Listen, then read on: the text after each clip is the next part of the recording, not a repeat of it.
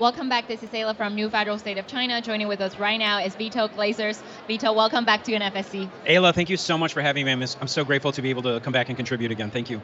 Thank you. We just talked about, how the media was manipulated and controlled by the Chinese Communist Party. We have witnessed that interviews of Mr. Miles Guo, the founder of the New Federal State of China, his interviews was always canceled and being cut off, by state-funded media stations. As people who were, worked in that industry, what are your comments and thoughts when you saw, the CCP #1 enemy's interview was being canceled in this country? Well, I think I wasn't surprised, but the interviews you're talking about were Chinese state-funded interviews, right, on Chinese news networks. But also you mentioned it was actually U.S. government-funded That's what I was going to say, is that the other news outlets that are in the U.S. media are now doing the same thing. They're learning from the CCP how to weaponize the media in America to take out their political enemies. And I think I think Miles Guo's story is so important because I've seen it with my own eyes, where I've read one version of the story and then I've seen the story that they put out in America, and it just shows you how deeply infiltrated, how coupled the Chinese CCP is with the American media, because they were able to make him look like an enemy in the US media, which is supposed to be true journalism. And we know,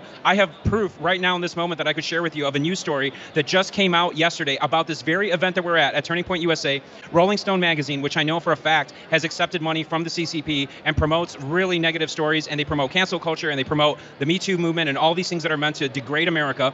Rolling Stone magazine ran a story yesterday, just 24 hours after this event started, saying that Turning Point USA is an anti-Semitic event, and that the event is promoting the hatred of Jews, when we have been at this event and we know that this is a political event that stands with Israel. Everybody here is standing in support of Israel. Charlie Kirk has a Shabbat dinner. We are with Israel, but yet the president of Harvard University refuses to denounce students that are calling for the murder and the execution and the torture of Jews, and saying that that's free speech.